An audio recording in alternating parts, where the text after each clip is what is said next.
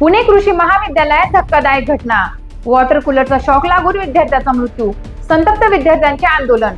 पुण्यातील शासकीय कृषी महाविद्यालयात एका 23 वर्षीय विद्यार्थ्याचा विजेचा तीव्र धक्का लागल्याने दुर्दैवी मृत्यू झाला आहे।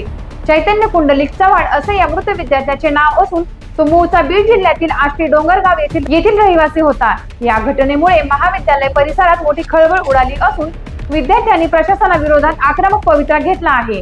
चैतन्य चव्हाण हा कृषी महाविद्यालयात पदव्युत्तर शिक्षण घेत होता।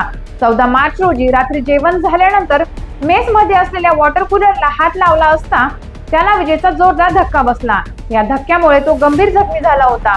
त्याला तातडीने पुण्यातील खासगी रुग्णालयात म्हणजे जहांगीर हॉस्पिटलमध्ये दाखल करण्यात आले होते। मात्र 10 दिवस मृत्यूशी झुंज दिल्यानंतर मंगळवारी त्याची प्राणज्योत मालवली। विद्यार्थ्यांचा आक्रमक पवित्रा आणि मागण्या।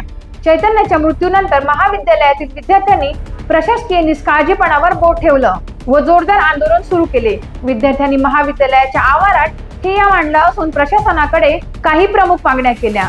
दोषींवर कठोर कारवाई।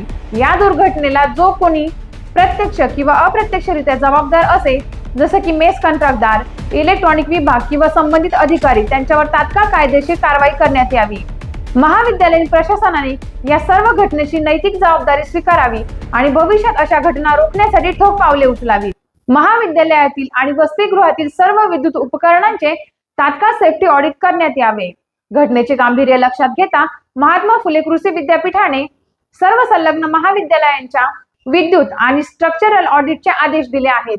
पोलिसांनी या प्रकरणी अकस्मात मृत्यूची नोंद केली असून पुढील तपास सुरू आहे। पुढील अपडेटसाठी पाहत रहा टाइम्स ऑफ महाराष्ट्र।